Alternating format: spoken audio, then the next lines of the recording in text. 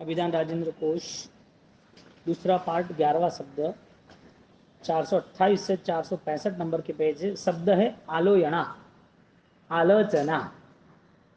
आलोचना यानी कि अहंकार का विसर्जन। मेन बात यह है, क्योंकि व्यक्ति खुद के दोष भगवान को कह सकता है, लेकिन परिवर्तन गुरु से ही आ सकता है, सदगुरु से। क्योंकि भगवान को दोष कह दिया तो इसका मतलब ये नहीं कि सामने से कोई रिप्लाई मिल गया तो हम परमात्मा के समक्ष या स्थापनादि के समक्ष मिच्छामि दुक्कडम क्षमा याचना कर लेते कि भाई ये प्रतिक्रमण हो गया। लेकिन सदगुरु को इसके लिए कहना कि उसके द्वारा उसके अहंकार को समाप्ति का रास्ता मिले। क्योंकि भगवान को कहने के बाद परमात्मा से दूसरा कोई गाइडलाइंस नहीं मिलने वाला है, लेकिन परमात्मा के शास्त्रों से मिलने वाला है। तो परमात्मा के जो शास्त्र है उसका ज्ञाता कौन है? सदगुरु है। तो सदगुरु को दोष कहना, इसका मतलब अपनी आत्मा का जतन करना, आत्मा का जतन करना ना। क्योंकि दोष है ना, वो तुम्हारी आध्यात्मिक शक्ति को क्षीण कर देता है। दोष है वो तुम्हारे स्वरूप से तुम्हें विचलित कर देता है। क्योंकि जहां ये चीज मैंने त्याग की, वो भी अहंकार के कारण त्याग हुई, इसके लिए वो त्याग का फल मिला। ये मैं मेरा नहीं है, इसका मतलब कि आपका ये नहीं है तो आपका क्या है? नहीं है तो पता चला। तो जो त्याग है वो स्वरूप की ओर ले जाता है, यानी कि मैं कौन हूं। तो जैसे सोहम दासोहम, हाँ, तो जो मैं कौन हूं तो वो कौन बताएगा? ज्ञान प्रकाशे मोह तिमिर हरे जैने सदगुरु सु ते देखे सत्ता धर्मनी चिदानंद भरपूर। ज्ञान प्रकाशे मोह तिमिर हरे, यहाँ पर आलोचना शब्द से 26 स्टेटमेंट लिए हैं। उस 26 स्टेटमेंट के अंतर्गत गुरु हो पूर्व तो वचसा प्रकाशनम, वो आपके प्रकाश की पूरी रक्षा करता है, आपके प्रकाश दिखाते हैं, यानी कि मार्ग दिखाते हैं। तो जो मार्ग यानी जो वचन कहते हैं, वो वचन का मूल उद्देश्य क्या है? ज्ञान प्रकाश, कि तुम्हारी जो चेतना है उससे तुम जोड़ो। तुम्हारे परमात्मा की खोज शुरुआत हुई कि नहीं हुई, ये योग कौन तैयार करेगा?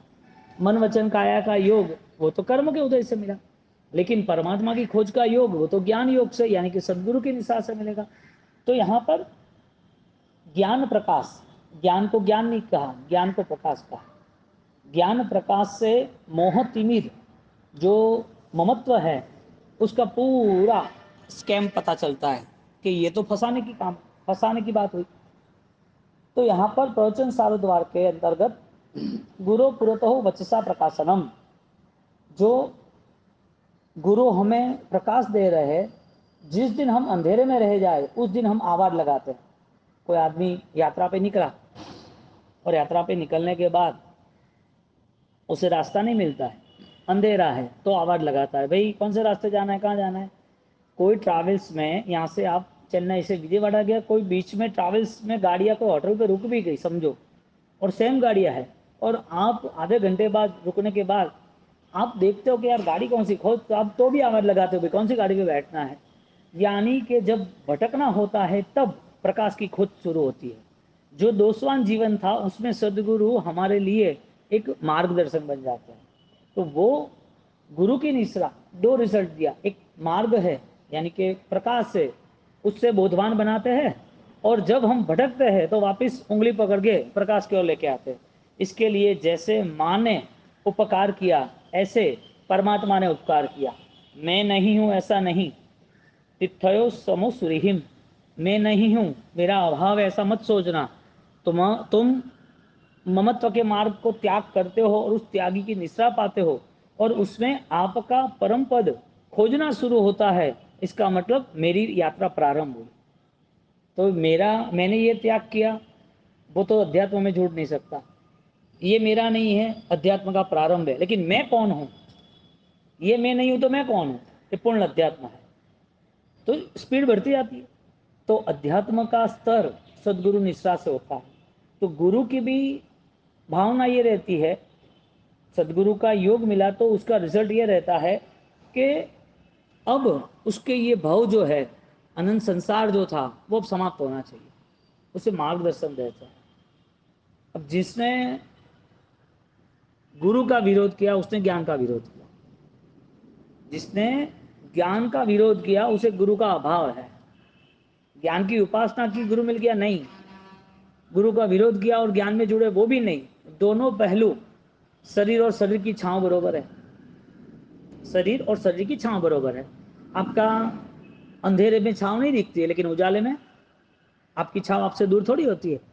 ऐसे गुरु और ज्ञान वो दोनों साथ में रहते हैं। यानी कि ज्ञान पाने के बाद यदि गुरु नहीं रहे, इसका मतलब ज्ञान यानी कि विद्या विनय न सोबते, जो ज्ञान है वो ज्ञान विनय विवेक नहीं देगा, लेकिन गुरु द्वारा मिला हुआ ज्ञान, प्रदत्त ज्ञान गुरु का, वो विनय विवेक देगा। क्योंकि ज्ञान है वो संस्कारित होना चाहिए, सम्यक ज्ञान होना चाहिए ना। अब किताब है वो रास्ता बताएगी या सदगुरु रास्ता बताएगी?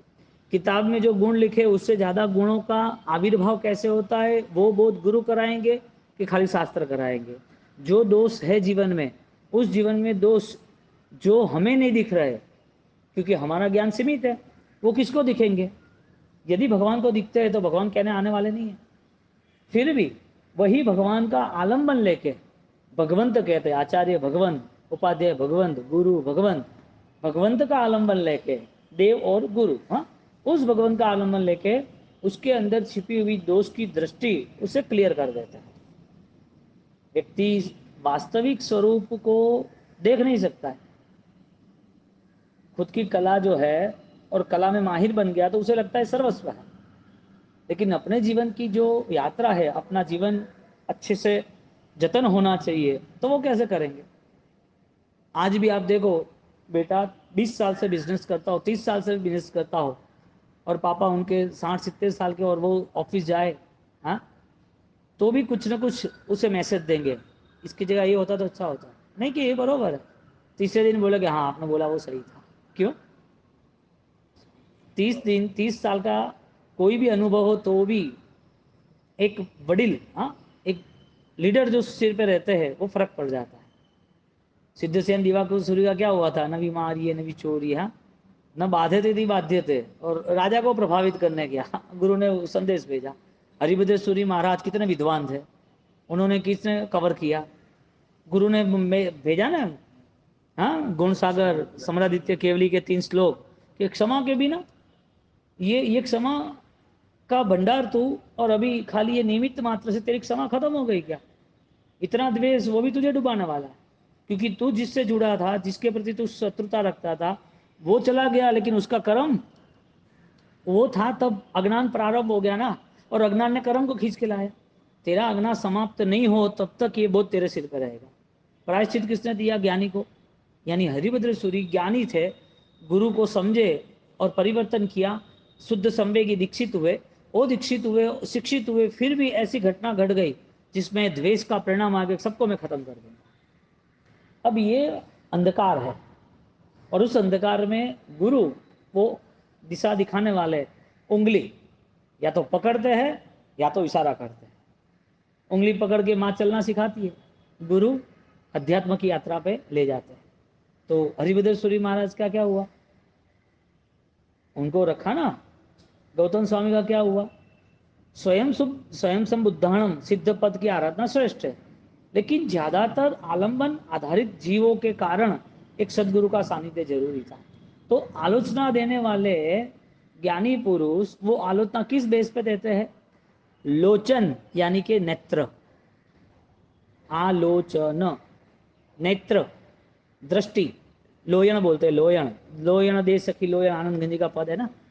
तो जो लोचन है वो लोचन से देखने की बात नहीं कर रहा है, तुम्हारे अंदर जो अध्यात्म का चक्षु है वो लोयन, वो लोचन को खोलना यानी आलोचना, अध्यात्म के चक्षु को एक नई दिशा देना। हम जो देख रहे हैं वो तो सामान्य है, हम जो समझ रहे हैं वो तो सीमित है। इसके लिए देह की बुद्धि रहेगी तो देह तक सोचेगा, देह पर बुद्धि है, इसके लिए देह रिलेटिव जितना भी है वही सोचेगा। मन पर ज्यादा फोर्स है, यानी कि मन को ही ज्यादा महत्व दे रहा है, तो मन आधारित उसको लगेगा कि मेरा मन अच्छा रहना चाहिए, मैं मन से शुभ कर्म क्रिया करूं, मैं मन से अच्छा सा ध्यान करूं। वो मन आधारित उन्होंने सारा अनुसरण किया, लेकिन जब मन और शरीर को छोड़कर आत्मा का लक्ष्य बन जाएगा तो उसका पूरा व्यवहार किस तरफ मोड़ेगा? आत्मलक्ष्य बनेगा। तो ज्यादातर आप जीव देखने जाओ 84 लाख जीवा योनि में, 14 राजलोक में, संसार में ज्यादातर देह आधारित, शरीर आधारित सारी दिनचर्या और सारा व्यवहार बनता है। लेकिन वो शरीर में आत्मा बैठा है, वहां तक वो नहीं पहुंच सकता है। और जब देह निकल जाए, आत्मा निकल जाती है, तब देह की भी वैल्यू नहीं है, वो भी संसार को पता है। वही जिसके साथ 50 साल 60 70 साल निकाला, वो सब रख के आ जाएंगे, 24 घंटे भी नहीं रखेंगे घर पे। तो देह था तब तक उसकी दृष्टि खुलनी चाहिए थी, आत्मा तत्व तक जानी चाहिए थी। देह है, लेकिन देह किसके भरोसे है? मन है, मन किसके भरोसे है? तो सेंट्रल पॉइंट तो सचेतनता, चैतन्यता थी ना। तो आत्मदृष्टि का आविर्भाव हो, वो आत्मदृष्टि के आविर्भाव में जो सहायक हो, वो हमारे लिए सद्गुरु है। इसके लिए बोध यदि नहीं मिला है तो खामी शिष्य में है, बोध नहीं मिला है तो खामी साधक में है, साधना में नहीं है। बोध यदि लाभदायक नहीं है, उपकारी नहीं है, तो अज्ञान का जोर ज्यादा है। क्योंकि बोध यानी ही गुण, बोध यानी प्रकाश, बोध यानी एक नया आविष्कार। तो जो आलोचना कर सकता है, तो आलोचना का निरंतर प्रयास उसको शुद्धि के तरफ ले जाता है। हमें शाम को जम जम मणे न बद्धम जम जम मायन फास्यम जम जम कायम इच्छामि दुक्कड़म तस्य। मेरा सिर्फ मन वचन काया का मिच्छामि दुक्कड़म नहीं है, मेरा भावों के साथ सारा मिच्छामि दुक्कड़म। क्यों? ऐसा क्यों? एक यदि बोध उसे उपकारी नहीं हो रहा है, तो कब से उपकार होगा? परिणति तो आज से प्रारंभ होती है ना। धर्म क्रिया का उद्देश्य ये है कि तुम्हें वो धर्म क्रिया फलीभूत हो। जिस धर्म में आनंद ना हो, धर्म क्या? धर्म एकांत सुख देता है, धर्म का सुख अखंड और अनंत है। यदि धर्म अनंत सुख से जुड़ा हुआ है, जो धर्म के अनुष्ठान तुम्हें परम सुख देने वाला है, वो धर्म आज तुम्हें आनंद भी नहीं दे रहा है, इस धर्म को अपनाने वाला कैसा है? धर्म गलत है कि खुद में बदलाव जरूरी था? गलत नहीं कहेंगे किसी को, चलो, तो बदलाव तो आना जरूरी था। तो जब सदगुरु का सानिध्य मिलता है तो उसमें चोट लगनी शुरू होती है, एक मूर्ति का निर्माण प्रारंभ होता है, जतन शुरू होता है। एक पेड़, छोटा पौधा, वो पूरा वटवृक्ष बन जाता है। किसने जतन किया? छोटे छोड़ का जतन किसने किया? माली ने। पानी, हाँ, तो धीरे धीरे धीरे वटवृक्ष बन गया ना। अरे समझोगे जंगल में माली नहीं है तो भी पानी और सूर्य प्रकाश और आसपास के पेड़ पौधे तो है ना उसका जतन करने वाले। वो अकेला रहता और अकेला वो कहीं पर भी कुदरती आफतों में समाप्त हो जाता। कुदरत को भी किसी और का सहारा चाहिए, कुदरत को भी कुदरत का सहारा चाहिए। दूसरे एक दूसरे पर निर्भर है ना। संसार की हर कोई स्थिति एक दूसरे पर निर्भर है। साधना की स्थिति उसकी स्वयं पे निर्भर तब है जब वो स्वयं को जान सके। और स्वयं को जब जाना नहीं है, इसके लिए स्वयं को जानने वाले को स्वयं का दर्शन जो कराते, आत्मदर्शन कराते, उनकी निश्रा आवश्यक है, उनका नाम सद्गुरु। अब आलोचना कब हुई लास्ट में? और हुई तो हमने लिखा कि आलोचना में हमें ज्ञान ही नहीं था कि किस चीज का पाप सिर पे आ सकता है। यदि पता होता कि ये पाप है तो उसकी आलोचना यानी क्षमा याचना होती। तो पाप करने के बाद पाप का पता ना चले, वो सबसे बड़ा मिथ्यात्व है। जो चीज जैसी है वो चीज ऐसी नहीं माननी, वो मिथ्यात्व। पुण्य पराधीन है ना कि स्वाधीन है? तो हमारे कंट्रोल में रह सकता है अनुकूलता। पाप भी पराधीन है ना, जो दुख है वो चले जाएंगे ना, इसका मतलब समाधि रह सकती है कि नहीं? दुख जाने वाला है वो नहीं मानता, इसके लिए दुखी है। सुख जाने वाला है वो भी नहीं मानता, इसके लिए भी दुखी है। सुख जाएगा कि नहीं जाएगा, दुख जाएगा कि नहीं जाएगा? तो तुम क्या रोकने का प्रयत्न कर रहे हो? तुम्हें सुख को रोकना है तो दुख भी तुम ही ट्राई करो कि चला जाए, लेकिन हो नहीं रहा है। ये होता तो संसार में कोई अपने परिवारजनों को छोड़ता नहीं, संसार में कोई अपने अनुकूल जो है लगाव है उसको छोड़ते नहीं। लेकिन देह तक दृष्टि रही तो देह के लिए ही सोच बनी, देह के लिए सारा व्यवहार रहा। जब मन पर दृष्टि रही तो मन आधारित सब कुछ स्वीकार किया। लेकिन इस दोनों के अंतर्गत जब आत्मा रही है तो वो दृष्टि कब विकसित होगी? वो विकसित दृष्टि का नाम है सद्गुरु। क्योंकि माँ अपना सर्वस्व देके एक निर्माण करती है बेटे का, अपना पूरा बॉडी, अपना ब्लड, अपना 9 महीने संभालना। उस माँ को सब कुछ पता है, उसको क्या खाना पीना, छोड़ बचपन से वो अपने में से एक नया निर्माण करती है। जो माँ उपकारी है, इसी तरह परमात्मा उपकारी दृष्टि है, उन्होंने सदगुरु और सत्शास्त्र दिए हमें। निर्माण शुरू हुआ तो जहाँ कर्माधीन जीवन था, संसारी जीवन था, वो छूट गया, अब साधक जीवन प्रारंभ हुआ। तो जहाँ संसार में माँ उपकारी है, धर्म में सदगुरु उपकारी है। इसके लिए गुरु वचन तहती कई पड़ी वज्जू नहीं, कितनी भी आपकी सामर्थ्यता हो, कि कितने भी, और वहां तक कहते हैं कि आपके पास 14 पूर्व हो और दूसरे भी 14 पूर्व हो, केवल ज्ञानी भी हो एक ही संवत्सर में, तो भी ज्ञान का सम्मान करना। क्योंकि तुम केवल ज्ञानी हो वो सोचा, इसका मतलब ज्ञान की समाप्ति, यानी कि ज्ञान का अभाव। तुम केवल ज्ञानी हो यानी कि तुम्हारी सोच ही हर बार गुणों की है। समोसरण है, केवल ज्ञानी की परसदा है, और केवल ज्ञानी की परसदा वो देह की नहीं है, वो ज्ञान की चरम सीमा की है। तो वो खड़े रहते हैं, तो दूसरा ज्ञान का व्यवहार कैसे होगा? दूसरा ज्ञानी, दूसरे ज्ञानी वहां पधारते तो उनका व्यवहार क्या होगा? कितना बहुमान भाव होगा? वो सोचेंगे है मैं ज्ञानी हूं, मेरी जगह नहीं चाहिए। ये तो सब संसार समाप्त हुआ, अब तो मोक्ष के करीब है। जिसका मोक्ष का स्वरूप, यानी कि मोक्ष के स्वरूप के लिए जिसने जान लिया है और स्वयं में मोक्ष बैठा हुआ है, उसका यदि व्यवहार प्रारंभ हो जाए तो व्यक्तिगत रूप से वो गुरु के आशीर्वाद से, गुरु के पहले वो मोक्ष में जा सकता है। क्यों? क्योंकि उसको निर्वाण पद की भावना हो गई। कितना बहुमान था एकलव्य को?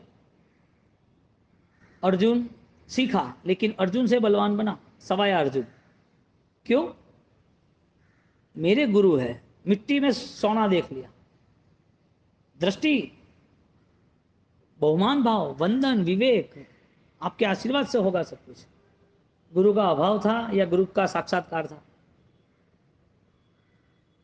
तो जो गुरु, आज समझो कि आपके उपकारी गुरु है, लेकिन आज नहीं है, इस संसार में नहीं है, लेकिन उनके जो उपकार है, उनके जो आशीर्वाद, उनकी जो स्मृति है, वो आपके आसपास रहती है, और उस मुताबिक आपकी स्मृति में आपकी आराधना बलवान बनती है, तो वो भी आज साक्षात्कार के रूप में है। चले गए तो गए क्या? इसके लिए गुरु भी सोच के कहा कि गुरु करो तो सोच के करना, और कर लो तो कुछ सोचना मत, मन उनको दे देना। सोच के करना, सोचना मत, दोनों चीज है। क्योंकि नहीं सोचा इसका मतलब ये है कि जतन अच्छा होगा। माँ पूछती है हर बार क्या खाएगा क्या नहीं खाएगा, तो बना के रख देती है, स्कूल से आने वाला है, 12 बजे भोजन तैयार होता है,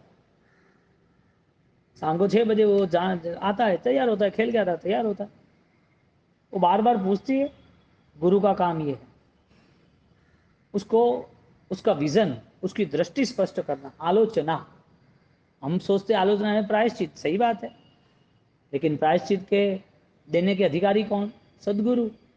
हाँ, तो जिन्होंने सदगुरु स्वीकारा है और संपूर्णतया स्वीकारा है, उनका कल्याण निश्चित है। अभी कई लोग तो क्या है, 10 जगह घूमते फिरते, भक्ति सबकी करनी, उपकारी सब है जैन शासन के, लेकिन ऐसी भक्ति करो कि गुरु का बहुमान बढ़े। तो कि इधर नहीं जाना, अरे उसको मजबूत बनाओ, नहीं जाना क्या? वो जाएगा, उसका जीवन अच्छा रहेगा तो पूछेगा कहां से सीखा तूने सब कुछ, वाह क्या बात है, बहुमान भाव बढ़ गया। आपका ज्ञान स्पष्ट है, उनकी भक्ति स्पष्ट है, यानी बलवान है, और ज्ञान और भक्ति से उसको उपकार लग रहा है, तो वो तय करेगा ना सही गलत क्या है। तुम्हारा बेटा यदि मार्केट में जा रहा है, उसको खाली 5 लाख रुपए दे दो कि जा तू दिल्ली, मुझे 2-4 महीने के बाद बताना, 6-12 महीने के बाद बताना, तू कुछ भी बिजनेस मत कर, 50,000 से तेरा 1 महीना निकल जाएगा, तो 10 महीने के बाद मुझे बताना क्या है। ट्राई तो करो कि उसमें कुछ बल है कि नहीं, और भेजना पड़ता है कि नहीं भेजना पड़ता है संसार से लड़ने के लिए। तो जो गुरु मिले हैं, वो गुरु उस ज्ञान से ऐसे जोड़ते हैं, फिर उसे फ्री कर देते हैं। अब तेरा प्रकाश तू ही खोज, अपो दिवो भव, वो कहते हैं ज्योतिमा तमसोमा ज्योतिर्गमय, ऐसे यहाँ ज्ञान की बात करते हैं। अभिविधिना सकल दोषाणाम लोचना गुरु पुरत प्रकाशना इति आलोचना, भगवती सूत्र का 21वां उद्देश्य। सकल विधि सकल दोष उसका दर्शन हो और वो गुरु द्वारा हो, वो सबसे बड़ी बात है।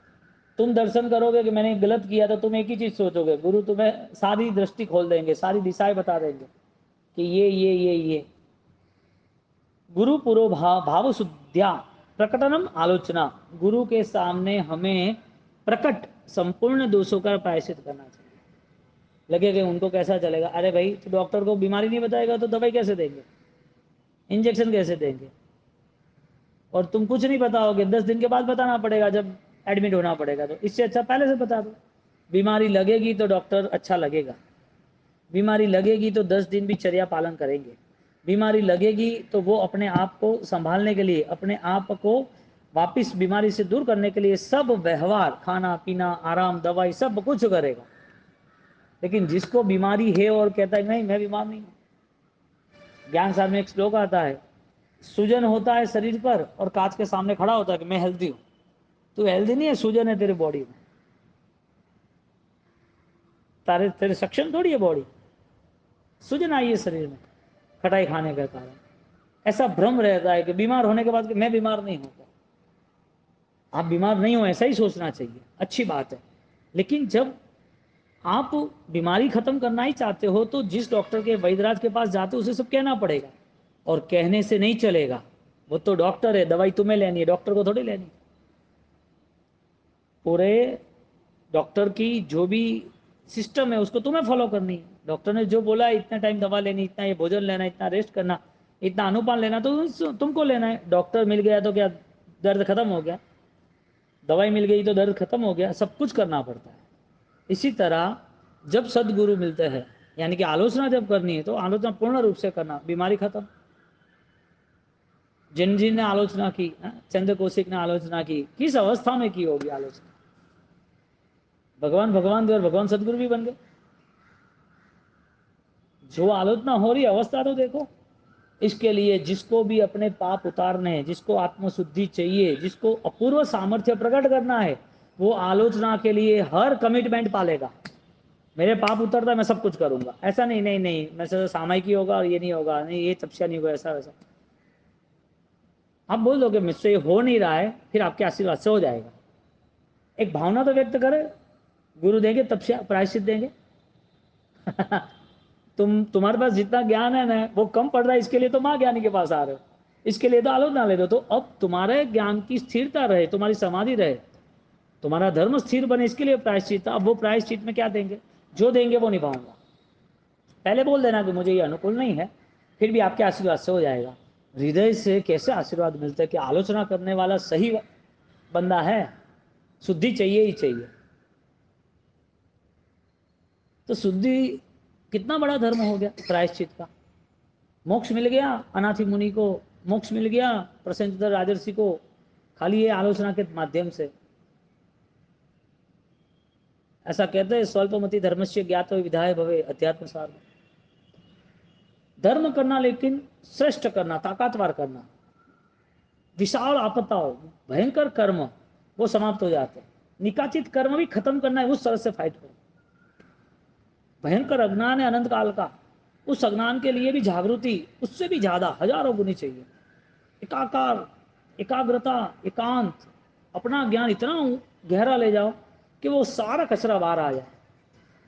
आशीर्वाद सदगुरु के, कृपा दृष्टि बनाए रखना, गुरुदेव को बार बार आशीर्वाद लेना, आराम से सदगुरु मिले, रोज प्रार्थना करना के आपकी चैतन्यता की, आपकी कृपा दृष्टि हमें देना। लघुता तो चाहिए ना। गुरुभ्यो निज दोष कथन है, धर्म प्रकरण में गुरु के पास अपने निज दोष कहना जरूरी है। मर्यादयाम आलोचना नाम आलोचना प्रकटनाम रुजु भावना, दोष को भी प्रायश्चित करना है तो रुजु भाव से करना, माया से नहीं करना। गुरु को अच्छा लगेगा या तो कि मैंने एक व्यवहार था, क्रिया थी, पर्यूषण था, अठम करना है कर लिया, ऐसे नहीं।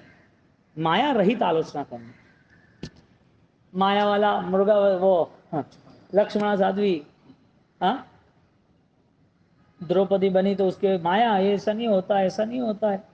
शास्त्र ज्ञानियों के है और इस बात में श्रद्धा न रखना यानी ज्ञानियों में श्रद्धा नहीं रखना। भगवान भगवान की बातें जो है, ज्ञान की जो बात है उसकी तुलना करनी, उन्होंने अपेक्षाएं कहा है, अपवाद सूत्र भी बताए मूल मार्ग के साथ। लेकिन वो अपवाद किसके लिए है? वो अपवाद वापिस आपकी आध्यात्म की रक्षा करे उसके लिए है। तो जहाँ जहाँ भी ज्ञान है उसे समझने की पूर्ण कोशिश करना, सिर्फ पढ़ना ऐसा नहीं है। क्योंकि चैतन्यता का विकास कैसे होगा? एक आंतरिक शक्तियों का निर्माण अपने चिंतन से होगा। किताब तो कितनी है अभी, 45 आगम में समझो कि 50,000 श्लोक है, वो तो याद है हो जाएंगे, वो कोई बड़ी बात नहीं है, याद हो जाते। ग्रंथ है ना, स्मृति है, स्मृति तो कितनी भी डेवलप कर हो जाती है। गौतम स्वामी तो नहीं थी, 6 महीना रावण ने विद्या साधन की, 80 पानी तलवार उतार दी देवलोक में से, 6 महीना उल्टा रहा। तो कोई भी चीज आसान है तुम्हें यदि ये फिजिकल बॉडी लेवल पे करना हो तो, लेकिन अध्यात्म स्तर पे तो तुम्हें रूपांतर स्थिति में ही आना पड़ेगा। इसके लिए माया के साथ कोई प्रायश्चित नहीं करना। फिर मर्यादया आलोचनम दर्शनम आचार्य देहे आलोचना इति अभिधीयते। ज्ञान दृष्टि से स्व पापों को देखना, अपने पापों को देखना और परमात्मा के गुरु के चरणों में जाके कुछ भी करके मुझे शुद्धि चाहिए, कोई भी दबाव तनाव नहीं है और कोई भी कठिन से कठिन चीज होगी तो भी अपना लेंगे, मुझे शुद्धि का रास्ता दीजिए गुरुदेव। सब किसके ऊपर? सदगुरु के ऊपर। और मजे की बात है, 10 वैकल्पिक सूत्र का यहाँ स्टेटमेंट है, आलोचना नहीं होती है फिर भी शुद्धि का लाभ मिल जाता है। जब आप लिखने बैठते हो, जब भगवान को कहने बैठते हो, जब कहने के लिए पैर कदम उठाते हो, ये सोच लिया कि मुझे कल कहना है, आज से शुद्धि प्रारंभ, प्रायश्चित के बाद जो रिजल्ट मिलने वाला था वो आज मिल जाएगा। लेकिन सब अर्थ क्या बताया? सहृदय करना है तुम्हें, माया रहित करना है। इसके लिए आलोचनम दर्शनम, पाप को देखना, और वो आलोचना आचार्य भगवंतों को, वडीलों को, सदगुरुओं को वो कहना अभिधीयते, औग्निरुक्ति का है। गुरु हो स्वचरित्र प्रकाशनम, आत्मा के प्रायश्चित पंचावृत्ति प्रायश्चित भेदम, स्वयं के विपरीत स्वभाव को स्थिर करने वाले सदगुरु के अलावा कोई नहीं है। इसके लिए 15 दिन का प्रायश्चित प्रतिकोण में क्यों बताया? सोचने वाली बहुत बात है, लेकिन अध्यात्म की दृष्टि से सोचे तो हमें आत्मा के लिए वो प्रायश्चित लगातार करना चाहिए। 15 दिन इसके लिए दिया कि पंचम आर्य में शायद वो जीव तुरंत हलुकर्मी नहीं है, तुरंत उसका मन सरल नहीं बनता है, वो पकड़ ले लेता है, फिर सुबह बोलता है कि गलती हो गई। लेकिन गलती बोलने से कि माफ़ी बोलने से माफ़ी नहीं मिलती है। माफ़ी हो गई इसका मतलब, माफ़ कर दो इसका मतलब कि वापिस ऐसा व्यवहार मुझे नहीं करना है, वो अंतर मन से होना चाहिए। इसके बाद आलोचना विकट शुद्धि सद्भावना दापन अग्निरुक्ति, आलोचना से सत्य रास्ते सरल बन जाते हैं, आलोचना से सारे अंतराय समाप्त हो जाते हैं, आलोचना से शीघ्र शुद्धि मिलती है जो क्रिया से नहीं मिलती, जो तप से नहीं मिलती, जो दान से नहीं मिलती, जो भक्ति से नहीं मिलती, लेकिन उसमें शुद्धि हो तो तुरंत मिल जाता है। यूं ही नॉर्मल तुम कुछ करो तो शुद्धि नहीं मिलती, वो क्रिया का योग है। लेकिन शुद्धि के साथ कुछ भी करो तो वो रिजल्ट तुम्हें बेस्ट मिलेगा, शुद्धि के साथ करोगे तो, क्योंकि शुद्धि आपको तीव्र फल देती है। तो मासक्षमण करने से जो रिजल्ट मिला, करोड़ों के दान से जो रिजल्ट मिला, या तो उसने अच्छे वृत्ति के परिणाम से जो मिला है, सामायिक करता रहा या स्पौषद या साधु जीवन, लेकिन शुद्धि नहीं है, आलोचना नहीं है, प्रायश्चित नहीं है, तो रिजल्ट नहीं मिलता। ये शायद 10% है तो वो 1000% है। शुद्धि यानी तुम अपने आप को आत्मदर्शन की तैयारी कर दी, कितना बड़ा फल है, कितना बड़ा धर्म है, उपादान का धर्म बन गया कि मुझे उस पाप से, उस अज्ञानता से मुझे दूर होना है। बाह्य दृष्टि पूरी खत्म होती है तब ये निश्चय शुरू होता है, यानी कि आलोचना शुरू होती है। तो बाह्य दृष्टि होती है तो बाह्य दृष्टि से क्रिया होती है और कुछ नहीं होता है। बाह्य दृष्टि होती है तो उसने किया तो मैं करूँ, तो दिखाव होता है तो उसके द्वारा मैं करूँ। लेकिन अंतर्दृष्टि के लिए तो एकांत ही चाहिए, किसी का स्टेटमेंट नहीं चाहिए। गुरु ने मार्ग दिखा दिया, सदगुरु द्वारा मार्ग पता चल गया, अब आगे चलना है मुझे। लालटेन जैसा है, हाथ में बैटरी ले जैसा है, हाथ में बैटरी लेके चलो, यदि तुम्हें गुरु कृपा अच्छी होगी तो वो बैटरी तुम्हें 100 किलोमीटर ले जाएगी। गुरु कृपा नहीं रहेगी तो 100 कदम के बाद तुम सोचोगे कि प्रकाश तो है लेकिन आगे कहाँ प्रकाश है। बैटरी वहां रखी, तुम आगे चले, जहां प्रकाश था वहां तक चले, ज्यादा नहीं चल सके। 100 कदम चल सकते हो कि 100 किलोमीटर चल सकते हो। तो गुरु मिलना जरूरी है कि गुरु कृपा मिलनी जरूरी है? गुरु कृपा मिलनी जरूरी है। गुरु कृपा यानी कि ज्ञान प्रकाश। अब गुरु के पास तो रह जाएंगे, गुरु की भक्ति तो कर लेंगे, लेकिन हृदय में स्थान कैसे बनेगा? वो आत्मार्थ धर्म से बनेगा कि आत्मार्थी जीव है, उसे कुछ पाना है।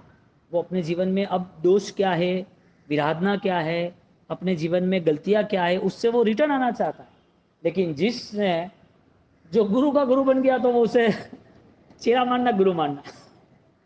जो चेला गुरु का गुरु बन गया उसे चेला मानना कि गुरु मानना। अब उसको अच्छा लगे ऐसा करते रहो तो फिर कोई मतलब नहीं ना। उसको अनुकूलता ही मिलती रहे तो मतलब नहीं ना। साधना करनी है तो कठिनाइयों का सामना करना ही है, क्योंकि जो कठिनाइयां है वो सारी की सारी आत्मशुद्धि को बढ़ाती है। तुम्हें कोई जैसे कोई कठिन परिस्थिति आई, तप से आई या ध्यान से आई या भक्ति से आई या कोई संसार की कठिन परिस्थिति आई, तब ज्ञान है ना आके खड़ा रह जाएगा। बोल क्या करना है, आत्म ध्यान करना है, क्या करना है तुझे, रौद्र ध्यान करना है, दुर्गति में जाना है। मन एकदम शांत हो जाएगा। कठिन परिस्थिति में ही हमारी परीक्षा होती है और हमें पता चलता है कि हमने कितना ज्ञान पाया, कितनी गुरु कृपा पाई, कितनी हमने श्रेष्ठ क्रिया की और कितना हमारा जीवन में धर्म का आनंद मिला है। यदि धर्म का आनंद नहीं है तो अनंत आनंद कैसे मिलेगा? अनंत आनंद हमको चाहिए तो अनंत आनंद की शुरुआत कहां से करनी? धर्म अनंत आनंद देता कि नहीं देता है? मोक्ष देने वाला धर्म है ना, सब पाप प्रणाश। तो पापों की व्याख्या क्या है? जो आपके अंधकार को न मिटाए, आपके अंधकार को न मिटाए वो सारा जीवन पाप। जो आपके मिथ्यात्व रूपी अंधकार को मिटाता ही नहीं है उसे धर्म कैसे कहेंगे? अब मिथ्यात्व अवस्था नहीं दिखती है लेकिन धर्म क्रिया अच्छी होनी चाहिए। मिथ्यात्व अवस्था से मुक्त नहीं होना है, ज्ञान के प्रकाश से, सम्यक दर्शन के प्रकाश से नहीं जुड़ना है। आत्मदर्शन होना, आत्मशुद्धि के लिए प्रायश्चित होना, उसके लिए पता नहीं आंसू भगवान के सामने बहते ही जाए, बहते जाए। आहा, इस पृथ्वी का भगवान है वो, इस पृथ्वी का भगवान। ऐसा कोई आत्मा मिल जाए तो दिल खुश हो जाए, वरना चारों ओर बदले लेने की भावना है, सबका खा लेने की भावना है। पाप तो पाप सोचना ही नहीं है। पाप को कौन पाप समझता है? पाप क्या है, क्या समझते हैं? और वो भी अनुबंध का पाप, अपने अंदर छिपा हुआ पाप। उसे तो लेना देना कितने लोगों से। सब धर्म क्षेत्र में अच्छा लग रहा है, लेकिन जब स्वभाव की बात आती है कि तेरे अंदर तेरा नेचर जो पूर्व के भावों से तू लेके आया, अब वो तेरा स्वरूप थोड़ी है, तो वो है ही नहीं, तो फिर तू उससे क्यों जुड़ा है? ये बातें ही नहीं होती, बातें पल्ले ही नहीं पड़ती है। मतलब ऐसा थोड़ी होता है क्या, हमने धर्म क्रिया की, हम तो राजी खुश हो गए। कई लोग तो संतोष मान रहे कि बाबू बस एक चौमासु करा दो, एक भगवान विराजमान करूँ, बस हमारा जीवन में अतुल लक्ष्य है। क्या लक्ष्य है? एक चौमासा कराना है और एक मंदिर बनाना है, बस मंदिर बनाने की बहुत भावना है। अरे मिथ्यात्व त्याग करने की भावना नहीं है, अंधकार कहाँ है, हाँ वो भावना नहीं बनती। करो, कौन मना कर रहा है? लगाओ पैसा, कुमारपाल की तरह, संप्रति महाराजा की तरह लगाओ, कौन मना कर रहा है? पेथड़ मंत्री की तरह लगाओ, मना किसने किया आपको? हमारे जितने भी संपन्न थे सावक, वो श्रद्धा संपन्न थे, उनके लिए मायने नहीं रखा था कोई सुख। तो कैसी परिस्थिति का निर्माण हुआ होगा जब उनकी आत्मदृष्टि खुली होगी? तो इसका मतलब सदगुरु से वो आत्मदृष्टि खुली, आलोचना से सत्य का मार्ग मिलता है, शुद्धि मिलती है। आलोचना विकट ना शुद्धि सद्भावना दापन। आलोचना प्रयोजनतः हस्तसत्ता बहिर्गमन दो गुरु विकटाना, स्थानांक सूत्र का वाक्य है।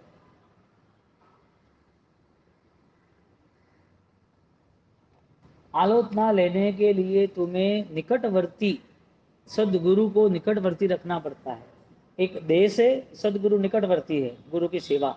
गुरु नहीं है तो भाव से उसका स्मरण करते निकटवर्ती रहना। बोलो, गुरु की आज्ञा है, गुरुकुलवास है, वो गुरु का स्वभाव है, यानी कि गुरु की हाजिरी, अभाव नहीं है। और जिसने दिल से चाहा, सदगुरु को याद किया, उससे सदगुरु की कृपा मिलती ही है। फिर ज़्यादा दिमाग लगाओगे, ये गुरुदेव तो देवलोक में गए होगे, या तो अभी कहाँ होगे। तुम भाव से जुड़ो। तुम्हारे पिताजी जो है या इस पृथ्वी पे नहीं है, तो क्या उसके नाम से काम नहीं करता क्या? हाँ, करते हैं ना। तो जुड़ते हैं कि नहीं जुड़ते? तो वो स्मृति याद रहती है कि ये मेरे दादाजी, मैं छोटा था ऐसा था, तो गुरु की भी स्मृति रखे। आगे जाते यथा आत्माना तया गुरु प्रकृति कुर्यात, हाँ, व्यवहार सूत्र का है।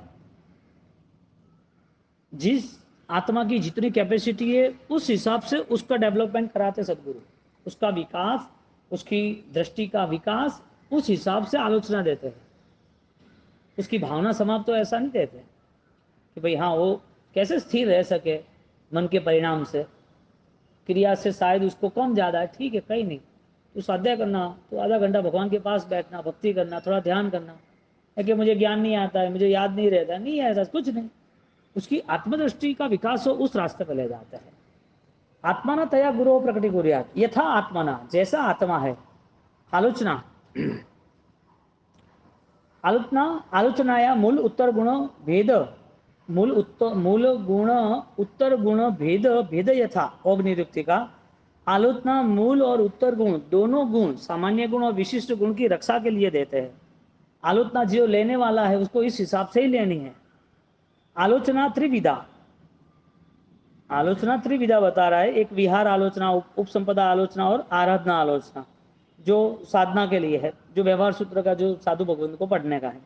फिर शल्य उदाहरणाया आलोचना विधेय तत्फलम केवल ज्ञानम, आहा मानसी सूत्र, जहां तुम्हारा शल्य का उदाहरण होता है, माया शल्य, न्याय शल्य, मिथ्यात्व शल्य, शल्य उदाहरणाया आलोचना विधेय, जो अपने शल्य को उद्धार, अपने अंदर की सारी माया को खत्म करने के लिए आलोचना लेते हैं, तत्फलम च केवल ज्ञानम, उसको केवल ज्ञान की प्राप्ति होती है। कितना बड़ा रिजल्ट दे दिया। कौन से तब ने केवल ज्ञान दिया? भाव शुद्धि के साथ किया होता तो है। इसके लिए जितने भी धर्म है उसमें पहले भाव शुद्धि रखी। द्रव्य क्षेत्र काल भाव, द्रव्य क्षेत्र काल आपको सेट नहीं हो रहे, द्रव्य क्षेत्र काल सेट नहीं हो रहे, लेकिन भाव से तो स्वाधीन हो।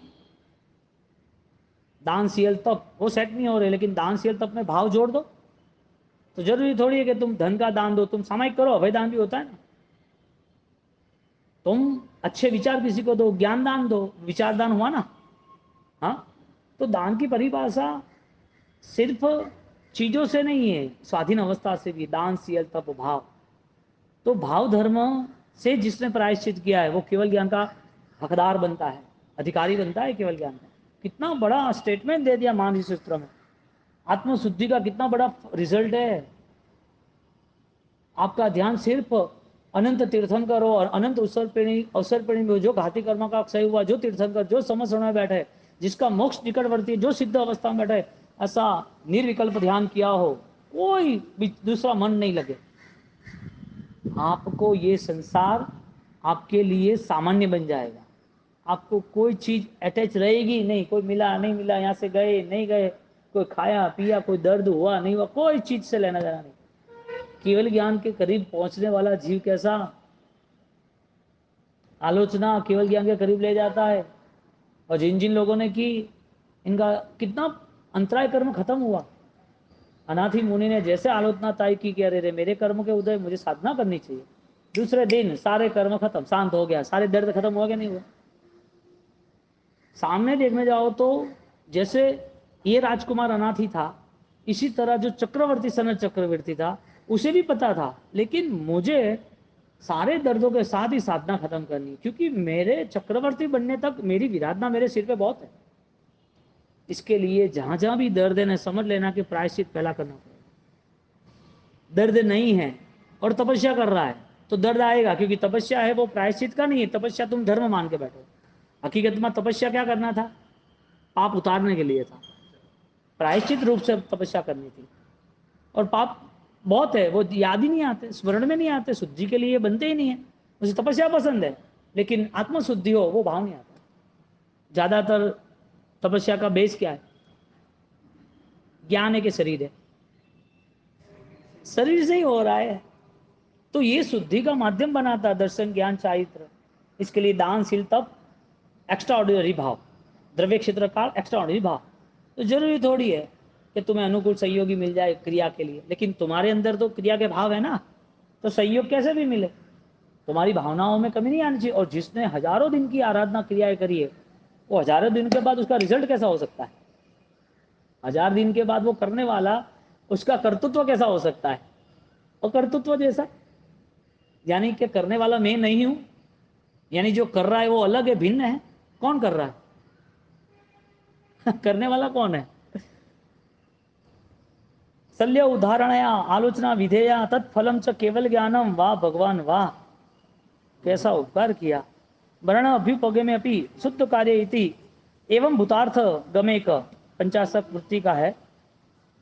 साधक मरण के समीप होने के बावजूद भी उसकी शुद्धि में कमी नहीं आती है, लगातार शुद्धि बढ़ती रहती है। संधारा किस हिसाब से हो रहा है? त्याग के हिसाब से। पचखान लेना है, अब मेरे लिए सारे धन, भोजन, एरिया, सारे की सारी वस्तुएं, मेरे द्रव्य निर्माण, द्रव्य का अब मैं कंट्रोल कर देता हूँ। अब मेरे लिए कुछ भी नहीं, मैं बस संथारा ले रहा हूँ 2 दिन 3 दिन 4 दिन। रोज संथारे की भावना हो तो कितना परिग्रह, कितनी दुनिया बसाएगा वो, शांति रहेगी। रेगुलर वो यदि आत्मशुद्धि के लिए तैयार हो तो शब्द रखते हैं कि एवं भूतार्थ नयम, हर नए से सोचो, हर नए से। तो आज यदि मेरी क्षणिकता के हिसाब से आज मुझे ये देह छोड़ना है, तो आज देह छोड़ू, इसके पहले मुझे जैन दर्शन से मिलना है। मेरा देह का वियोग हो, मेरा जैन दर्शन का वियोग नहीं होना चाहिए। यहां से लेके जाना है भव भव, मुझे वो साथ रहना चाहिए। तो ये दृष्टि खुले तो नित्य शुद्धि है। तो मरण अभ्युपगमे भी शुद्धि कार्य थी एवं भूतार्थ गमे गमे के गमन करता है, चलता रहता है शुद्धि के लिए। बोलो, जहां पर संसार है वहां कितनी शुद्धि रहेगी? उसे तो हर चीज उसे पकड़ लेगी, ये करना वो करना, ये बाकी, ये जो दुनिया भर की जिम्मेदारी। इसके लिए भगवान ने श्रेष्ठ रास्ता बताया। जिम्मेदारी संसार की, पापों की न निभाने की हो तो फिर उससे थोड़ा विमुख होने की तैयारी करो। और वास्तविक अब तुम्हें लग रहा है कि सारी जिम्मेदारी निपट गई है, पता नहीं था जब हमें जिम्मेदारी उठाई तब, तो अब उस जिम्मेदारी से मुक्त हुए हो, तो फिर अब जितना भी अवसर मिला है कर दिखाओ। आप जितना भी अवसर मिला है, अब अवतरण की अवस्था है, आप परमात्मा की सृष्टि में पहुंच जाओ, परम चैतन्यता। अब उसको कौन प्राप्त करेगा? जवाबदारी वाला कैसे प्राप्त कर सकेगा? और जितनी जवाबदारी निभा रहा है, उस जवाबदारी के बाद उसको क्या मिलेगा? जवाबदारी निभाना, शासन की निभाना, शर्त इतनी है, दृष्टि में जैन दर्शन होना चाहिए, दृष्टि पावन होनी चाहिए, दृष्टि पवित्र होनी चाहिए। प्रायश्चित हर बार मुझसे कोई गलत नहीं हो जाए, सही होना ही चाहिए, करना ही चाहिए। एक तरफ पापों का प्रायश्चित बता रहे हो, दूसरी तरफ शासन की रक्षा के लिए कुमारपाल जैसे युद्ध भी कर रहे हैं। दूसरी तरफ कुमारपाल महाराजा ने, जिसने गुरु माना कलिकाल सर्वज्ञ हेमचंद्राचार्य, एक साथ बिठा के ये बोले कि पाणिनि व्याकरण हम करते तो हमारा जैन दर्शन का व्याकरण क्यों नहीं? तो हेमचंद्र व्याकरण वो बनाया, सबको बिठाया एक साथ। अंत समय ज्यादातर स्वाध्याय का पाटन में बिता कलिकाल सर्वज्ञ हेमचंद्राचार्य। क्यों? अब देखने जाओ तो विराधना है क्या? कोई भी कार्य करो तो उस कार्य के पीछे कोई ना कोई सूक्ष्म जीवों की हिंसा तो होनी है।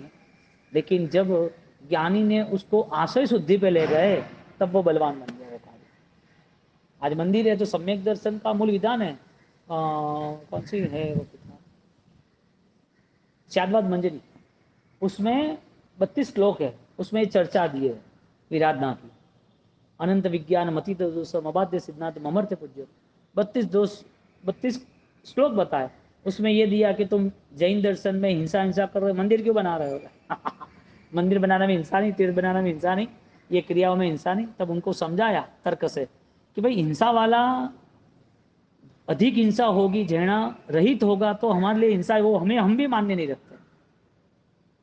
लेकिन जैनायुक्त यदि कुछ होता है तो परंपरा में आज लघु हिंसा है, सामान्य हिंसा है, लेकिन परंपरा में वो हिंसा समाप्त होगी, अनेक जीवों को तारण का, अनेक जीवों को एक अध्यात्म का बल मिलेगा। उस तरह से सामान्य हिंसा भी, उससे भी कम से कम हो सकता है ऐसा करना। तो यहां पर एक सिस्टम नहीं बताया कि ये रूट पे चलो तुम। यहां पर कर्म अभावात फलई आज्ञा अनुपालक इति 50 वृत्ति, आज्ञा के सम्यक पालन में कर्म का अभाव होता है। क्या बोला? आज्ञा के सम्यक पालन में कर्म का अभाव होता है। यानी कि जो कर्म थे वो क्षय हो गए, ऐसी बात नहीं है। जो कर्म थे उसको क्षय करना है। आज तुम जो आज्ञा पालन करो वो आज्ञा पालन में शुद्धि है, इसके लिए वो अल्प कर्म है। फिर से, आज जो हमने धर्म अपनाया है उस धर्म से कर्म निद्रा हो रही है वो बात नहीं है, उससे पुण्य बंद हो रहा है वो बात भी नहीं है। तुम्हारा सम्यक आशय है, इसके लिए आज की स्थिति परिणाम लक्ष्य है। क्रिया करते वक्त तुम्हारा परिणाम सजग है तो वो अल्प कर्म वाली है, आत्म जागृति की।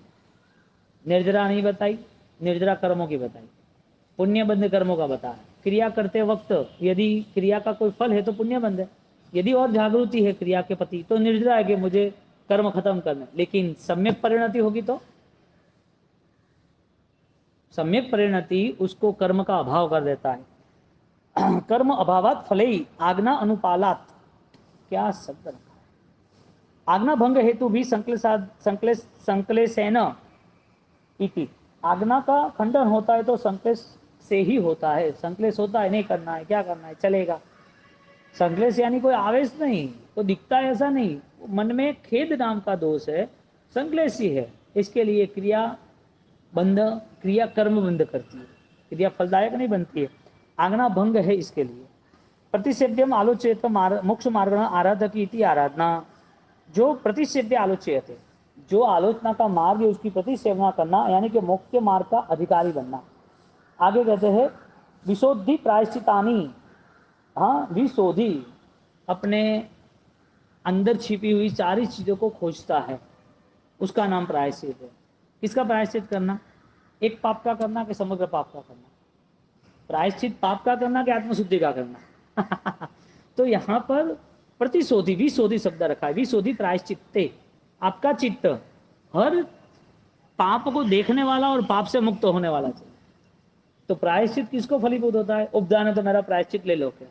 अरे उपदान का थोड़ी 45 दिन का प्रायश्चित है। मूल मार्ग से, मूल विधि से जुड़ेंगे तो परमात्मा तत्व का अनुभव होगा ही होगा, परम तत्व का, परम चैतन्य का। लेकिन अभी चलते हैं, चलने दो। ओहो, दंतो समवेंतो वोढुम प्रायश्चितम, स्थानक सूत्र का जो दांत शांति यानी कि गुणों के लिए होता है वो प्रायश्चित है।